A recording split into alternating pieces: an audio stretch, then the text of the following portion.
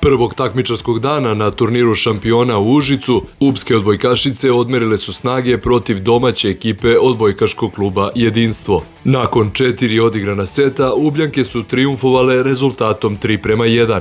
Po setovima 25-21, 19-25, 25-17 i 25-14. Najviše poena u ženskom odbojkaškom klubu UB postigla je Ana Mihajlović 18.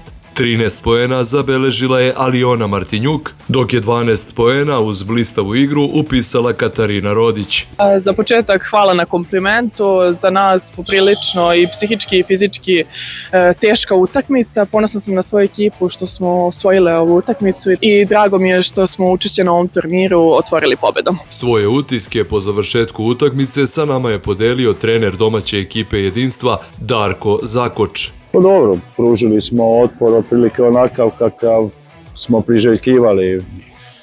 Vi ste dobro apostrofirali taj dugi set, ne samo zato što smo ga dobili, nego smo i smanjili greške, radili neke stvari na kojima insistiramo, ali očigledno da ne možemo to da ponavljamo u kontinuitetu. Puno je oscilacija, puno neiznuđenih grešaka i to u susretu sa ovakvim ekipama kao što je ekipa UBA, iskusna, tehnički potkovana, može da prođe u tom jednom setu kada oni malo se opuste. Na kraju utakmice svoje impresije iznela je Mirjana Musulin, trener ženskog odbojkaškog kluba UB.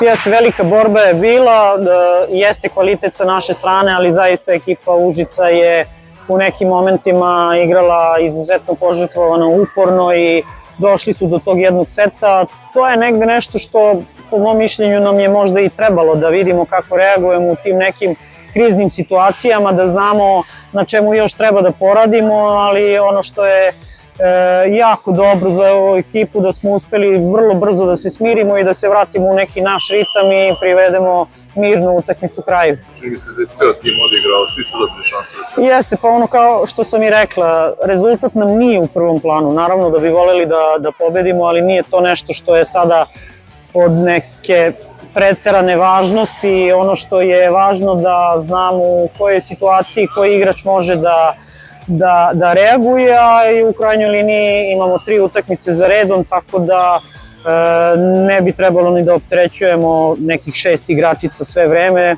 i dobro je što imamo ovakav roster. Nakon pobjede nad Jedinstvom iz Užica, naredni protivnik ženskog odbojkaškog kluba UB biće ekipa Tenta iz Obrenovca. Utakmica je na programu danas sa početkom u 18 časova. Na našoj Instagram i Facebook stranici biće postavljen link preko koga ćete moći da pratite direktan prenos susreta.